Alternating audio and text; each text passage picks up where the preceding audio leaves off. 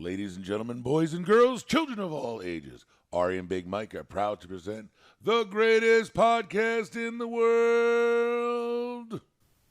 No snowflakes allowed, and summer is coming. Thought I had you there for a minute.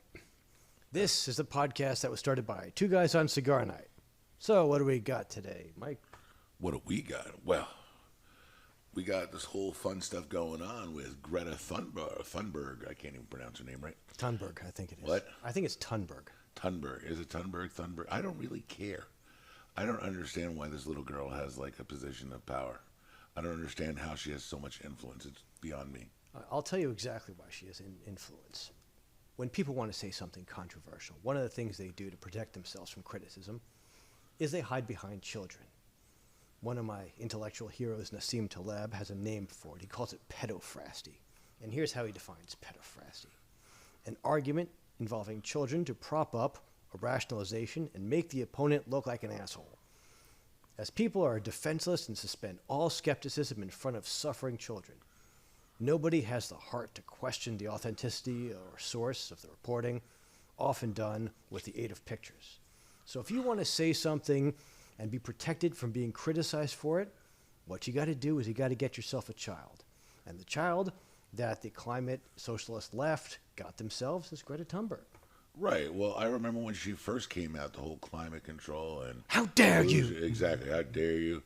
And then, like, you would see pictures of her all over the place using, like, plastic, the same shit that she's saying to the world, don't do, she was doing over and over and over again. And, like, the left just, like, completely ignored her hypocrisy. Well, so...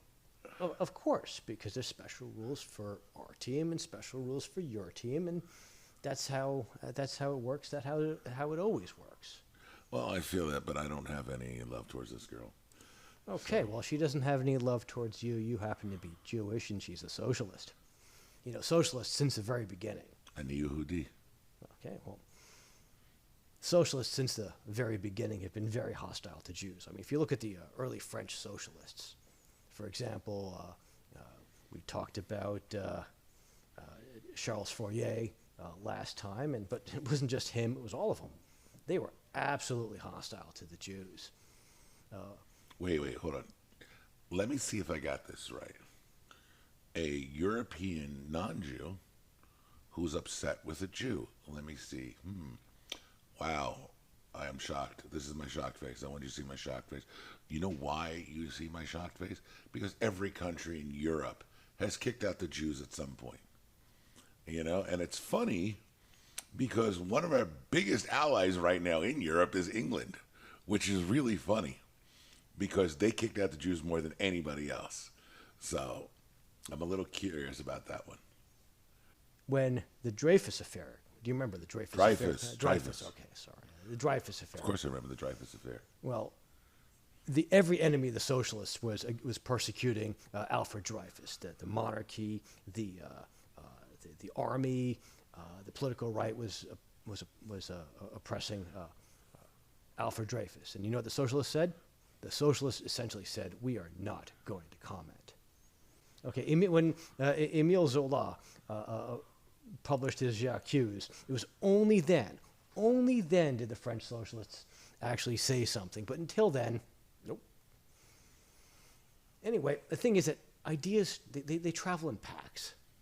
You get these social reformers, right? Because fundamentally what a socialist is a social reformer. Someone who wants to overturn the settled order and have things done his way or her way or whatever. The 19th century was full of people like that. It was absolutely full of people like that. You know, you got your...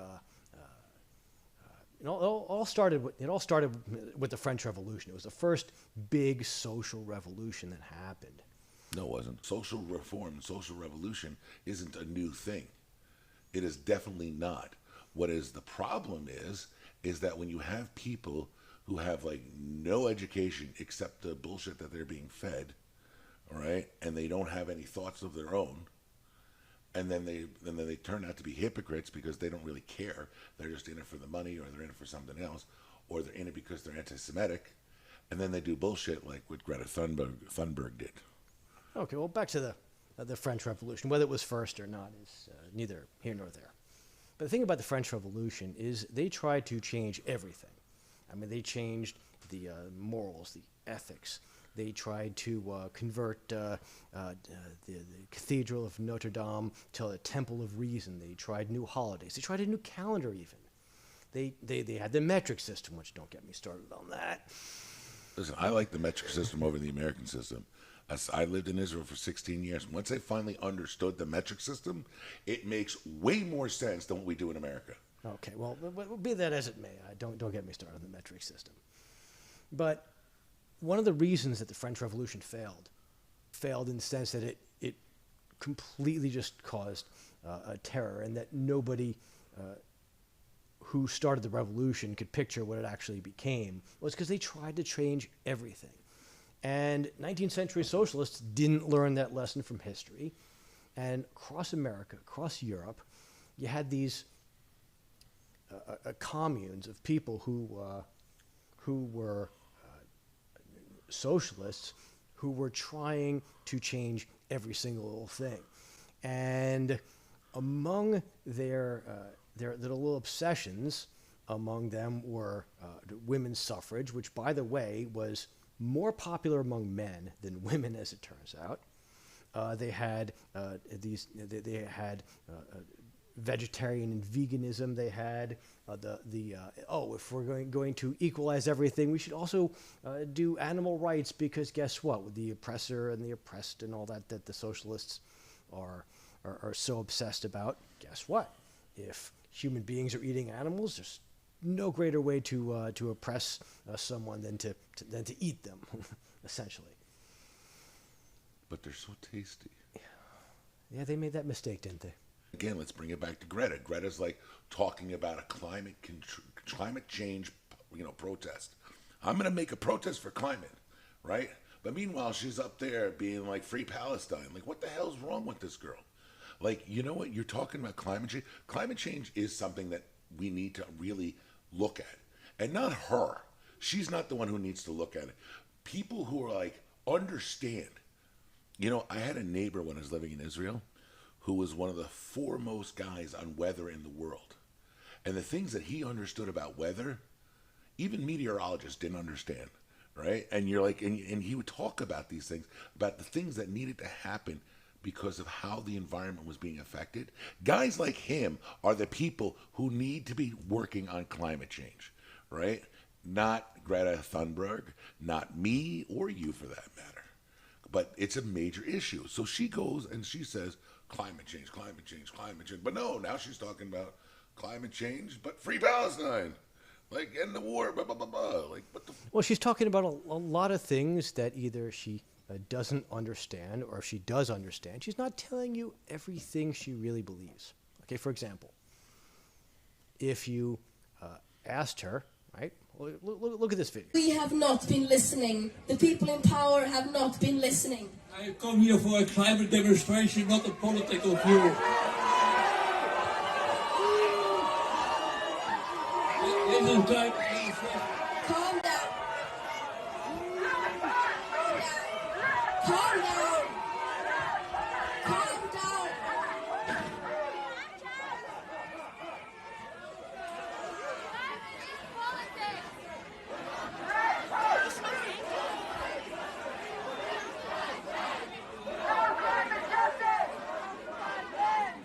No climate justice on occupied land.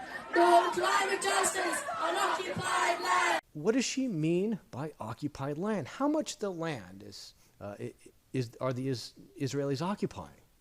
I have no doubt she would say that all of the land. But if you look at the history, a two-state solution was offered to the... Several times. Several times. Okay, a two-state solution was offered. Is she considering that history? I doubt it. But look at her climate views, for example, okay? If you say, hey, listen, carbon dioxide is going to cause a worldwide catastrophe, I don't know if it will or will not, but I do know that there are carbon-free ways of releasing a lot of energy from nature, for example, hydroelectric, for example, nuclear power. Do you think that Greta Thunberg supports? Do you think she's out there campaigning carbon dioxide is going to kill us all. We need nuclear everywhere. I doubt it. No, listen. If I were her and talking about climate change, you know what country has the lowest, the lowest like rates that they pay for their electricity in the world? I'm guessing France. No, actually, it's actually Iceland. Okay, yeah, they've got a lot of geothermal. Exactly. They use geothermal, which is clean energy. It's clean and it costs them nothing. It's like very cheap to make, to produce, to provide. And you're like, and when I was told, now mind you, by the way, I haven't checked to see if that's true about Iceland, but that's what I've been told, right? So a simple Google search will tell me if I'm true or not, but whatever. Right, but geothermal's not available everywhere. No, it's not available everywhere. But you know what is available everywhere? I remember many, many years ago, I was in Talpiot, and they had this guy speaking about, there was a convention center, a small convention center, and I think, no, it wasn't Talpiot, it was before, it was by the old city. Anyway, doesn't matter. So this guy was talking about climate change. And now everybody knows about wind and solar and geothermal and this, that, and everything else. And he was saying that when he was a seismic, whatever, guy who checks out earthquakes. Seismologist, thank you. And he was saying that there's so much energy released that if we could somehow, harness the energy from these things, it would be amazing, right? We would have clean natural energy for the world. So, okay, fine. Then I read this article about in Israel, there's this road up by Haifa where as people are driving on the road, the friction creates electricity. So they harness that electricity and then have been using it to supply power to homes and all this other such. Like it was a test case, and it was beautiful, right? But see, when you talk about that stuff and when you get educated, you find that there are some clean alternatives that are coming out that are being helpful. We need those types of things done.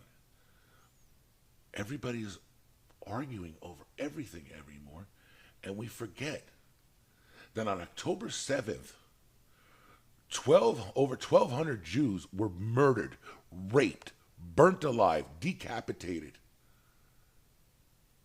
And then people are caring more about the Hamas and the terrorism and these murderers than they are about the 248 hostages that they still have. And then this young girl who obviously doesn't know much except what she's being told to say and taught. There's too many platitudes and too many, phrases when you listen to her that it's like some motivational speaker wrote out her script. So somebody who's good with those little phrases. Well, guess what? I don't want to hear from you. You have a right to have an opinion. I also have the right to not listen to you because I just think you're not educated. I think you're lacking what, let me rephrase that. She is lacking, the educational backing. And I'm not saying she needs degrees or this, that, and whatever. I'm saying open up a book and learn more about what you're saying than just than saying what you're told. Because that's what I see when I see her talking. I see her as being a front for something much bigger. And people are telling her what to say. Well, the 19th century socialists came into the 20th century. They started the London School of Economics. There's the Fabian Socialists. You know what the Fabian Socialists' coat of arms was in the beginning? Mm-hmm. It was a wolf in sheep's clothing. We're going to change society one tiny little bit at a time, like the boiling frog. You won't even notice it's happening. And as a result, if you want to go and get your degree, you got to go and study under one of these tenured radicals. So, depending on who you're reading, you might be reading, you open up a book, you might be reading something that'll make you even worse. But there was one book I read recently, and what I always say is that you could find out a whole lot just by listening. And there's a book here called The Lies They Tell by Tuvia Tenenbaum. And what Mr. Tenenbaum did was he went across the United States of America, all over the country, asking people questions. And this guy is really good at listening and at asking the kinds of questions that get at what people really believe. And one of the things he realized was that if you ask somebody, should we take radical action on the environment? If they say yes, and the next question you ask them is, who do you support, Israel or Palestine? They'll say Palestine every damn time. It's absolutely amazing how this symptom of ideas traveling in packs just came appearing over and over and over again. In the beginning of his trip, he was in Georgetown, I think he was, and he was talking to this lawyer, and he asked those two questions to this lawyer, and the lawyer says, "Where are you from?" He says, "Israel." And the lawyer just starts screaming and yelling at him, saying, "Oh my God, you guys are colonizers. After 2,000 years, you people knew how to colonize. I can't believe it." So Tenenbaum gets out his phone. He says, "Could we discuss this on the record?" And he says, "Yes, we can." And Tenenbaum starts up his phone, and he says, "After 2,000 years, you guys were able to reconstitute your country."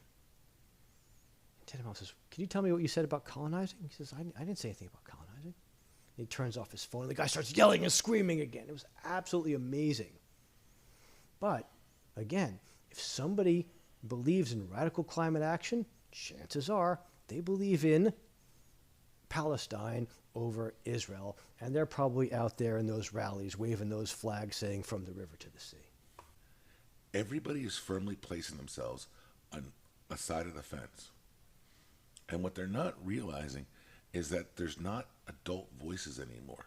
There's not people who are mature enough to understand what's really flying and then how to fix it in the best way possible for everybody.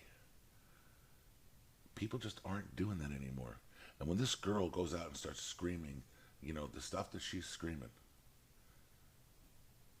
it just hurts more than it helps. And she doesn't even understand that yet. That's my major problem with her. Let's wrap it up. All right. Well, I want to thank you all for listening today. Y'all have yourselves a good morning, a good afternoon, and good night, and we'll see you next time. And make sure to like, subscribe, and share with people. Tell the world. Let us know that we're out there. Thank you. And remember that my book, Just Power, the third book in my Kingmaker series, has been uploaded to Amazon. It should be coming out in the weeks to come. But in the meantime, if you have not read Consent, if you have not read Due Process, it's about high time you did.